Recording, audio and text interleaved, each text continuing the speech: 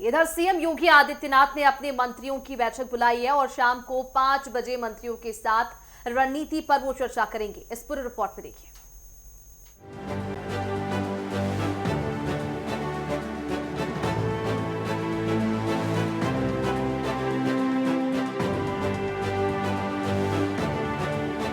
मंत्रिमंडल विस्तार के बाद सीएम योगी आदित्यनाथ ने आज सभी मंत्रियों की पहली बैठक बुलाई। मुख्यमंत्री के सरकारी आवास 5 कालिदास मार्ग में शाम 5 बजे से होने वाली बैठक वैश्विक परिस्थितियों और प्रशासनिक प्राथमिकताओं के लिहाज से काफी अहम मानी जा रही है। माना जा रहा है कि आज ही मंत्रियों के विभागों का बंटवारा भी हो सकता है। वहीं पीएम मोदी के आह्वान के बाद सीएम योगी ने मंगलवार को खुद के साथ ही मंत्रियों के काफिलों में वाहनों की संख्या आधी करने के निर्देश दिए। मुख्यमंत्री ने ईंधन की खपत घटाने और पीएनजी मेट्रो पब्लिक ट्रांसपोर्ट आदि के उपयोग पर भी विशेष जोर देने की अपील की। सरकारी बैठकें और कॉन्फ्रेंस भी वर्चुअली करने को कहा। उम्मीद की जा रही है कि सीएम योगी बैठक में मंत्रियों से भी इनका कड़ाई से पालन करने के निर्देश देंगे। सरकार इसे सादगी, संसाधनों के बेहतर उपयोग और वर्तमान परिस्थितियों में जिम्मेदार प्रशासनिक संदेश के तौर पर देख रही है। बैठक में विधानसभा चुनाव के मद्देनजर मंत्रियों को जनता के बीच रहने के साथ ही तेजी से विकास कार्यों को सुनिश्चित करने के निर्देश भी सीएम योगी देंगे।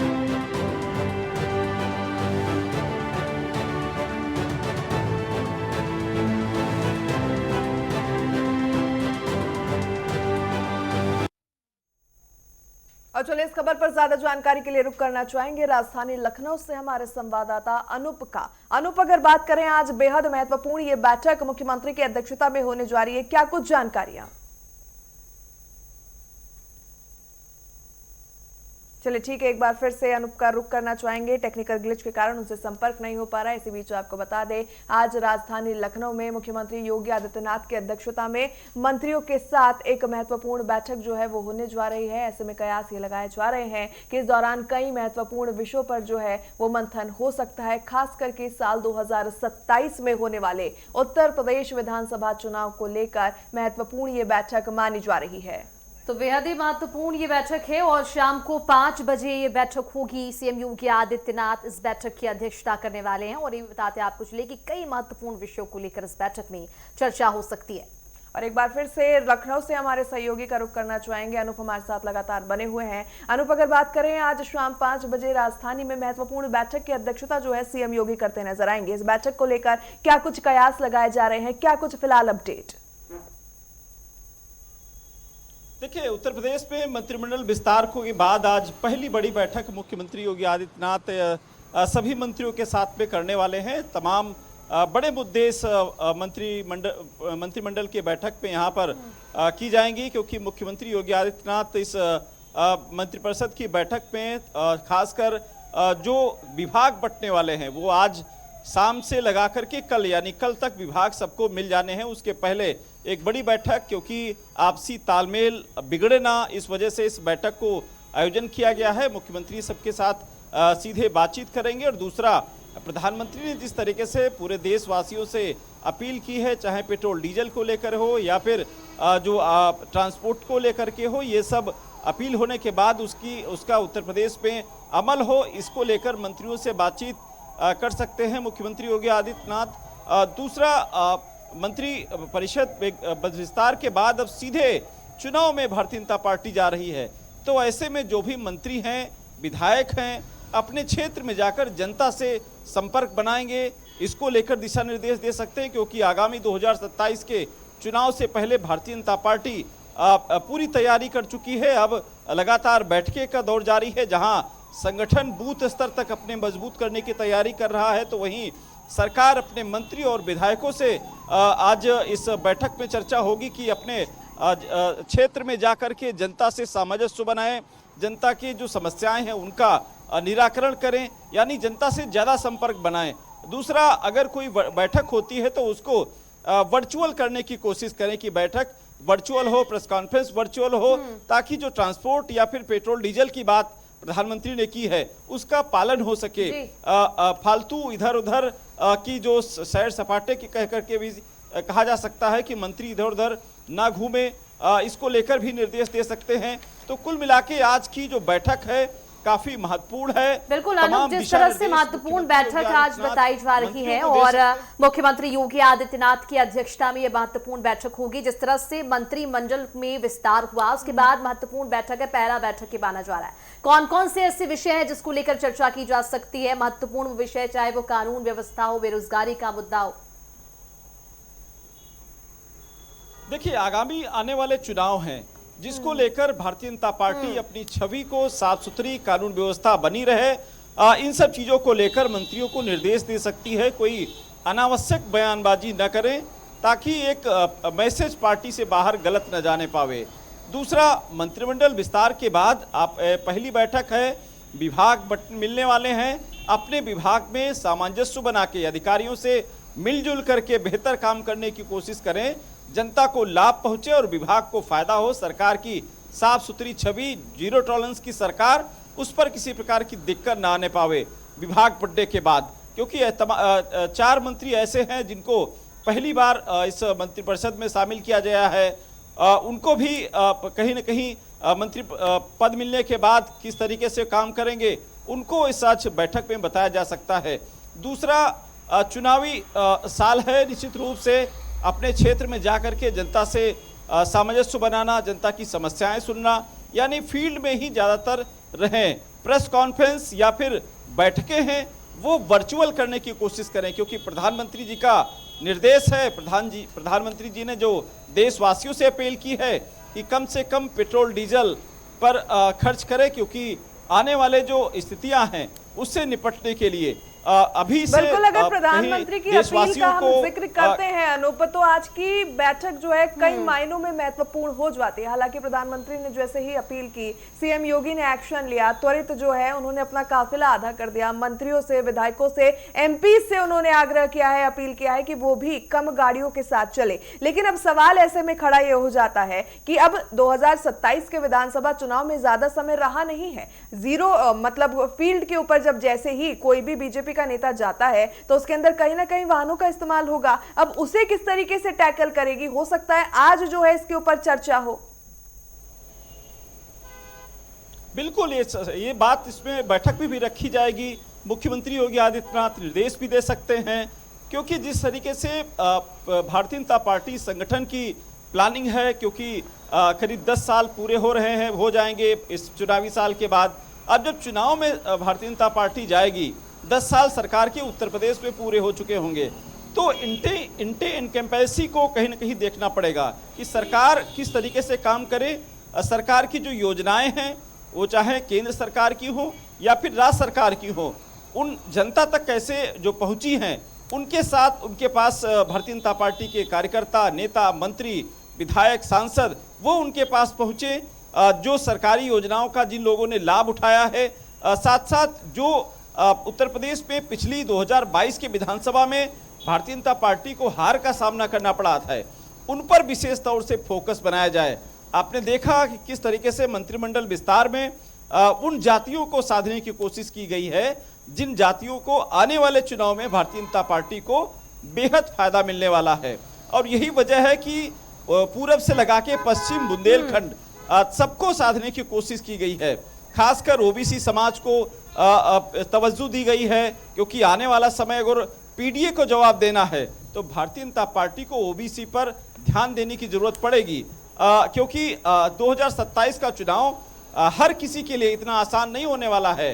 इधर 10 साल पूरे हो चुके होंगे, तीसरी बार सरकार बनाने के लिए भारतीय जनता पार्टी संगठन, सरकार और संघ कोशिश करे कि भाजपा की तीसरी बार सरकार बने। वही विपक्ष भी लगातार पीडीए के माध्यम से एक बात करें या फिर तमाम मुद्दों को लेकर के इस बार मैदान में उतरेगी, क्योंकि बहुजन समाजवादी पार्टी की जो राष्ट्रीय अध्यक्ष है मायावती, उन्होंने पहले से ही ऐलान कर दिया है कि 2027 का चुनाव है वो अकेले दम पर लड़ेंगी, अपने समाज के लोगों के साथ लड़ेंगी, और जो पिछला खोया हुआ वोट उनका दलित वोटर है उसको लेकर के फिर से पाले में लाने की कोशिश करेंगी। यानी मायावती ने स्पष्ट कह दिया है। दूसरी बात, अब भारतीय जनता पार्टी और इंडिया गठबंधन की हुई, कांग्रेस और समाजवादी पार्टी ये उत्तर प्रदेश में मिलकर चुनाव लड़ने के लिए पहले से ही लगातार कहते आ रहे हैं। बिल्कुल दूसरी अनुप, तरफ, जिस तरह से भारतीय जनता महत्वपूर्ण ये पार्टी- बैठक बुलाई गई है, कहीं ना कहीं मंत्रिमंडल विस्तार के बाद तुरंत ही ये बैठक बुलाई गई है और विस्तार के बाद ये पहली बैठक है, तो क्या विभागों का बंटवारा किया जाएगा? एजेंडा क्या होने वाला है इस बैठक का? देखिए, विभागों का बंटवारा कल तक निश्चित हो जाना है। उसके पहले मंत्रियों के साथ में बैठक, क्योंकि कई मंत्रियों के विभाग भी कटने जा रहे हैं, कई मंत्रियों को नए विभाग मिलने जा रहे हैं।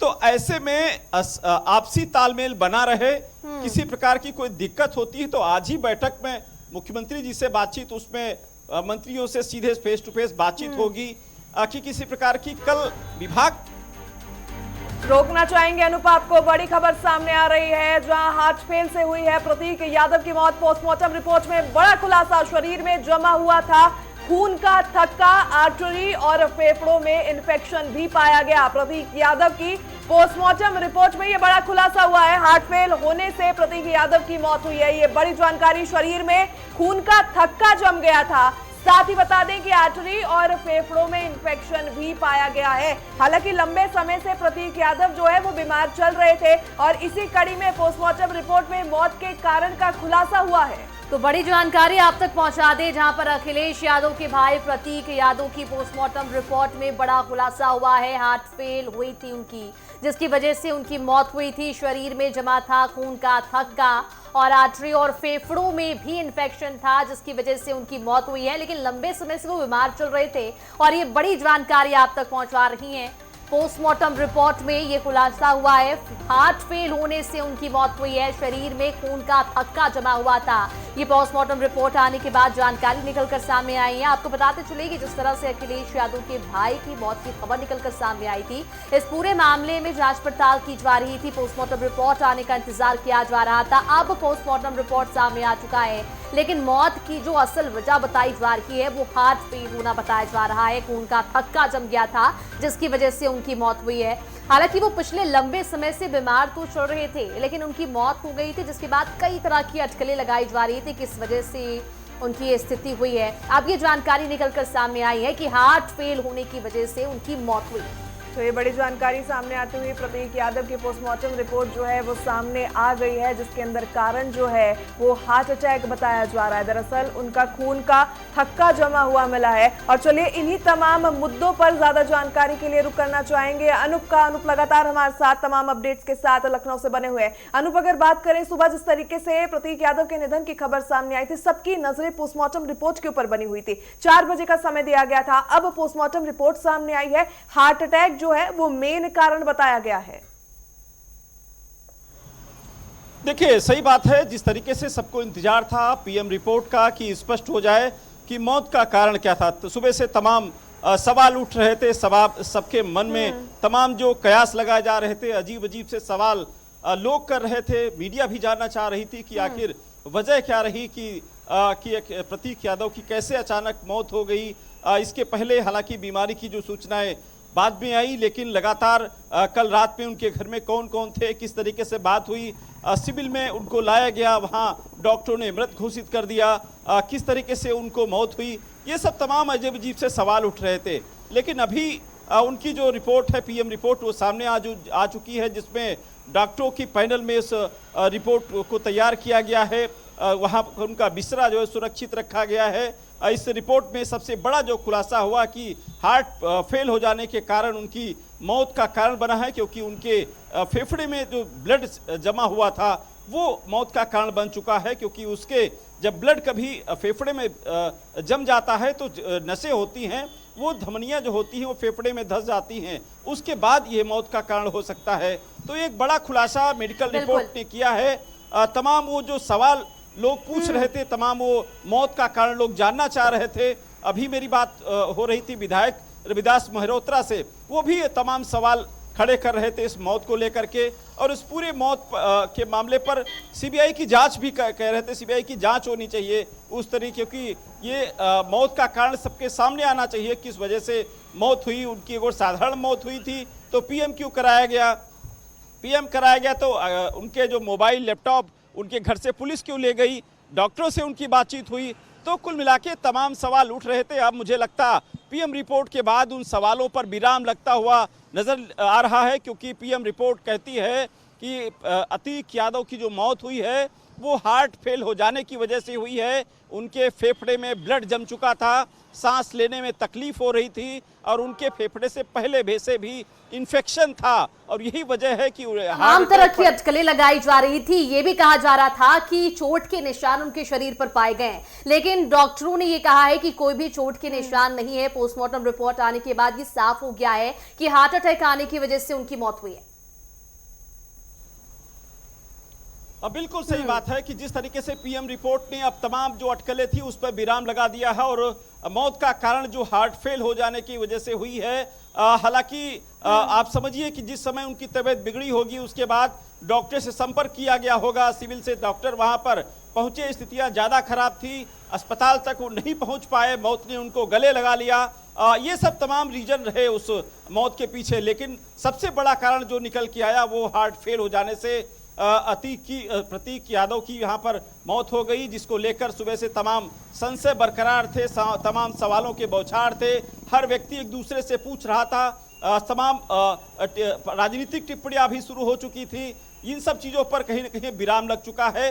डॉक्टरों का मानना हालांकि विसरा सुरक्षित रख लिया गया है। अगर कोई जांच की बात सामने अगर आती है तो विसरे की जो सुरक्षित रखा गया है उसकी भी जांच कराई जा सकती है, क्योंकि पूरा वीडियोग्राफी के माध्यम से वो पूरा पीएम कराया गया है। 5 डॉक्टरों का पैनल था। सीएमओ लखनऊ एनबी सिंह फिर खुद वहां पर मौजूद थे। उसके बाद पीएम के बाद अब उनकी बॉडी जो घर पहुंची थी उसके बाद इंतजार सभी लोगों का ये था कि पीएम रिपोर्ट कब आएगी और कब उस मौत का पता लगेगा, मौत के कारण क्या थे, ये सब चीजों को लेकर पीएम रिपोर्ट का इंतजार था। सवाल कई खड़े थे। अब ऐसे में जब पोस्टमार्टम की रिपोर्ट सामने आई है तो तमाम पहलुओं से पर्दा हटा है और हार्ट फेल जो है मौत का मुख्य कारण माना जा रहा है। फिलहाल बहुत बहुत धन्यवाद तमाम जानकारी।